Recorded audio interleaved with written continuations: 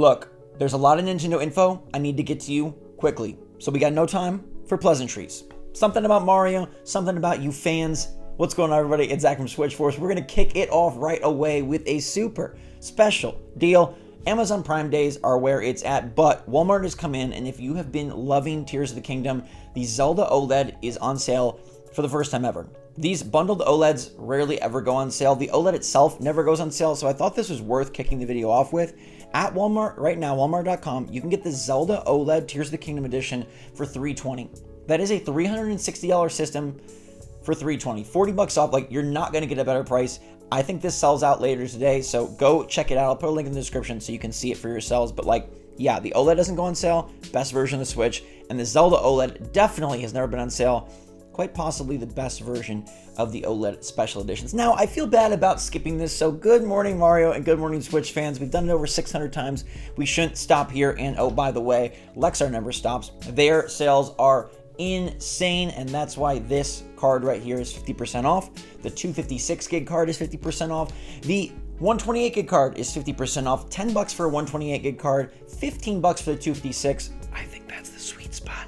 And you can grab them right now with the link in the description down below. The deal ends today, so move quickly. Take those fingers and go. Every time you click the link, it helps support the channel. All that good stuff. Thank you so very much. Now, we've got Sonic Superstars first reviews in from Famitsu. That's a Japanese magazine. And if you've been anticipating Sonic Superstars, I think these are reputable, good, solid scores. Got 4 8s across the board for a total of 32 out of 40, which sounds way worse at a 32 out of 40 than it does with 8 out of 10, 8 out of 10, 8 out of 10, 8 out of 10. Now, the game launches next week. That means Mario Wonder's out next week. Boom, baby. I've played it, by the way. I should talk about that. Maybe we'll do that later today. Anyhow, Sonic Superstars 8 out of 10s is pretty darn solid. Now, they're saying that there's nearly 30 hours worth of content, according to the reviews in Famitsu. That is way more than I anticipated. They say there's a good amount of side stuff to do, and I don't know if they're counting like playing through with multiple characters or how it all equate out, but this does sound like a beefy big game, that there is a lot of content there, and releasing a few days before Mario Wonder, maybe it can make a case. I would be downright shocked if Mario Wonder scored a 32 or lower. I think that thing is going to have to score like, we're talking 36 or above, but 32 is solid for Sonic Superstars. It's a good game. There's no like catastrophic errors, bugs, glitches, problems, and we'll have to see when more reviews come out in the coming days and week what it pans out as, but I'm definitely playing it. I hope to bring you guys content and coverage early if I can. I'm working some magic. Let me know if you're pumped for the Sonic Blue Blur to come back. Some people think I'm Sonic. In fact, it's for the Detroit Lions. Not Ninja, not Sonic, not TJ. Someone asked if I was TJ the other day. Apparently blue hair is very common, at least for cartoon characters. Speaking of cartoon characters, the developers over at Nintendo, dang, they are definitely running their own brand of cartoon-esque humor.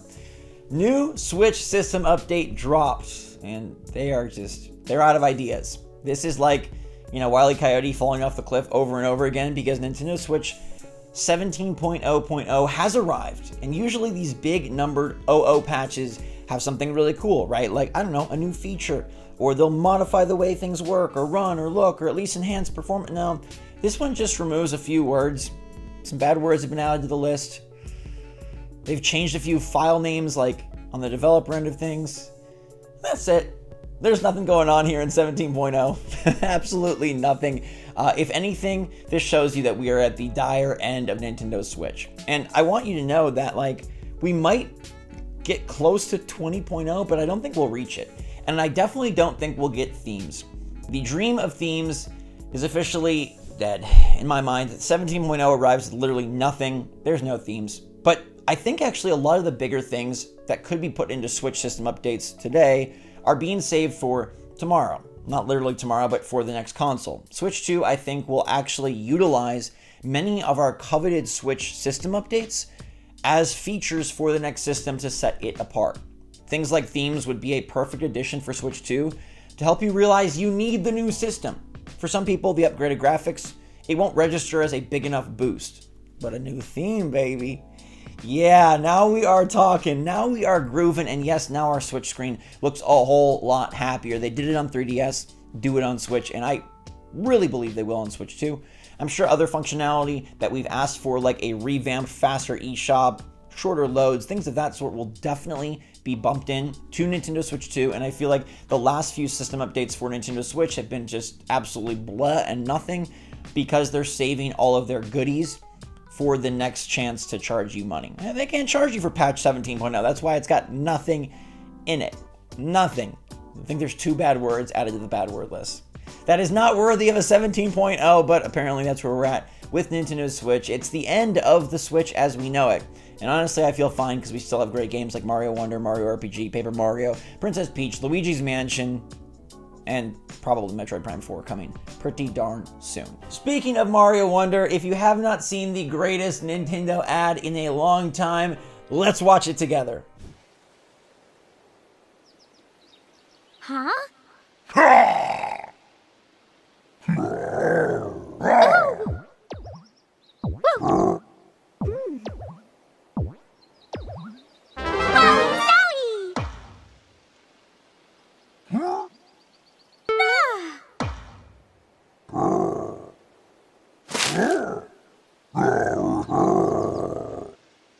I gotta give Bowser the golf clap.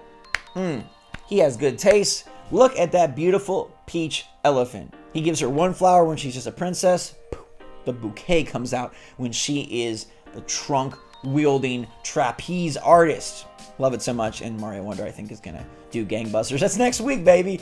Next week, we're playing the game. I cannot believe it. I'm definitely gonna live stream it. I'm gonna live stream it early. I'll let you know exactly when that's gonna go down as soon as I lock in and know exactly when I can have it go down. But yeah, Mario Wonder is very close.